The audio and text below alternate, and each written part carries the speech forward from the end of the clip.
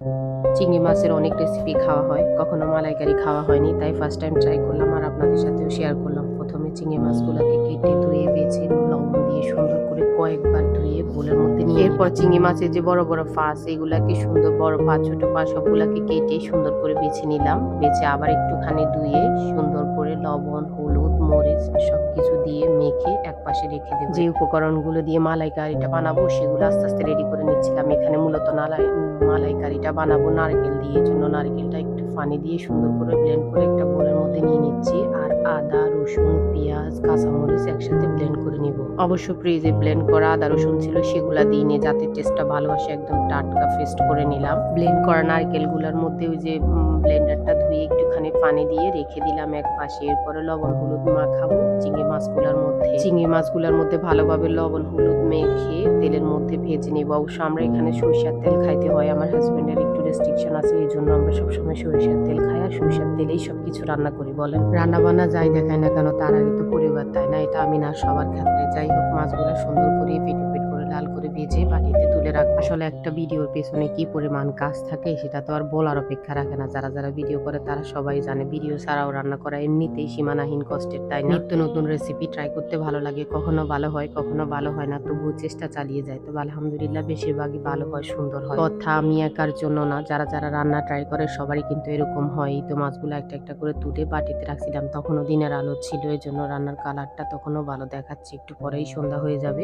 আসলে ভিডিও করার জন্য হয় দিনের আলো লাগে, না হলে প্রপার আইটেম গুলা লাগে। আমার কাছে তো না। এই তো মশলাগুলা কষিয়ে নিলাম। গরম তেলের মধ্যে ফোড়ন দিয়ে একটা তেজপাতা একটা লবঙ্গ আর কয়টা এলাচি দিলাম, জাস্ট হালকা একটু যেন ফ্লেভার আসে। এরপর একটুখানি মরিচ হলুদ গুঁড়া ধনিয়া জিরার গুঁড়া সবগুলা দিয়ে কষিয়ে একটুখানি পানি দেইনি, ওই যে ব্লেন্ড করা মশলাটুকু দিয়ে দিলাম। আর যাতে পুড়ে না যায় এই জন্য নারিকেল পেস্টে যে জুসটা ছিল সেটা দিলাম কষিয়ে নেওয়ার জন্য, যাতে পুড়ে না যায়। এখানে আমি পানি ইউজ করবো না, জাস্ট ওই যে নারকেল ব্লেন্ড করার সময় পানি দিছিলাম, মশলাগুলা ব্লেন্ড করার সময় পানি দিছিলাম, সেগুলাতেই হয়ে যাবে। এই তো সুন্দরভাবে মশলাটা কষানো হয়ে গেলে চিংড়ি মাছগুলা দিয়ে আরো কিছুক্ষণ কষিয়ে এরপর পেস্ট করে রাখা নারকেলের জুসটা দিয়ে দিলাম। সেটা দিয়ে বেশ কিছুক্ষণ ফুটিয়ে নিব যতক্ষণ পর্যন্ত রান্নাটা হয়। আসলে রান্না হচ্ছে যার যার ব্যাপার, কে কিরকম ঝোল খায় বা কিরকম খাইতে পছন্দ করে সেই অনুযায়ী আমরা সবাই রান্না বান্না করি, তাই না? আমি এখানে একদম ঝোল বেশি রাখিনি, কারণ ঝোল বেশি রাখলে রান্নাটা খাইতে ভালো লাগবে না। এই জন্য একটু মাখো মাখো, একেবারেও মাখো মাখো না, গরম ভাতের সাথে মজাই হয়েছিল।